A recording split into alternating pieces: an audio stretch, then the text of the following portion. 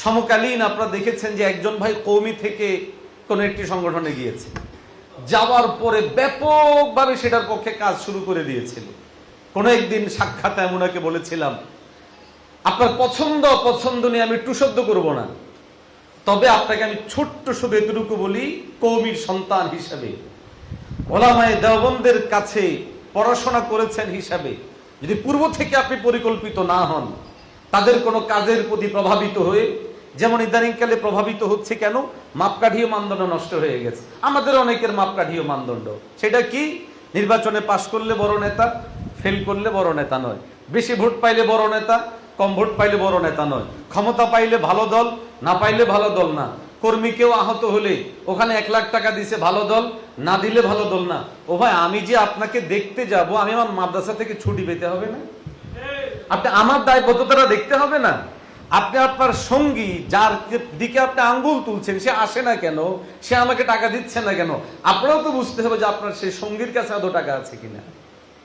তানুনাকে বলেছি, ওলামায়ে হকের মহব্বত আপনার দিলে থাকে, ওলামায়ে হকের সামনে দরস নিয়ে যদি আপনি ইলমে দ্বীন হাসিল করে থাকেন, দ্বীন বুঝে থাকেন, আল্লাহকে সাক্ষী রেখে বলি, আপনি যে সংগঠনে নতুন ভাবে যুক্ত হয়েছেন, ওই সংগঠনের কাজকে সামনে রেখে যদি আপনার মনে হয় দ্বীন বিবেচনায় টাকা পয়সা বেশি হওয়া দ্বীন, পাশ ফেল হওয়া দ্বীন, ক্ষমতা অধিষ্ঠিত হয়ে যাওয়া দ্বীন, সেবামূলক প্রতিষ্ঠান গড়ে তোলা দ্বীন, যদি এগুলো দ্বীন না হয়, দ্বীন কি?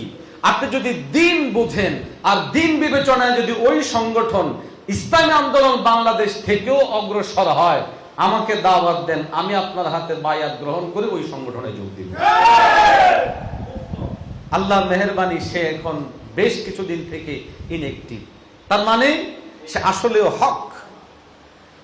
হক, হকের রক্ত তার শরীরে আছে, দিলের মধ্যে দরদ আছে, যার জন্য আমার এই শব্দ আমি বলেছি, হক মনে করেন। এই সংগঠনের মধ্যে দ্বীনের চাহিদা পূরণ, দ্বীনের চাহিদা বেগানা নারী, দ্বীনের চাহিদা যেই কোনো সময় যেই কোনো কিছু করে ফেলা, দ্বীনের চাহিদা শরিয়াকে অস্বীকার করে ফেলা, দ্বীনের চাহিদা মডারেট ইসলাম প্রতিষ্ঠা করা। আমি সাফ ভাষায় বলেছি, এই সংগঠন যদি দ্বীন বিবেচনায়, আপনাদেরকেও পরিষ্কার করে বলি, আজকে আমরা এখানে এনেছি আপনাদেরকে, আপনারা এসেছেন আমাদের দাওয়াতে, এই একটা শুধু শব্দ বলবো, ভাইও, আমাদের মেহনতের জায়গা কু আনফুসাকুম থেকে শুরু। আমরা নিজেরা জাহান্নাম থেকে বাঁচবো, আপনাদেরকে জাহান্নাম থেকে বাঁচাবো, স্বজনদেরকে জাহান্নাম থেকে বাঁচাবো।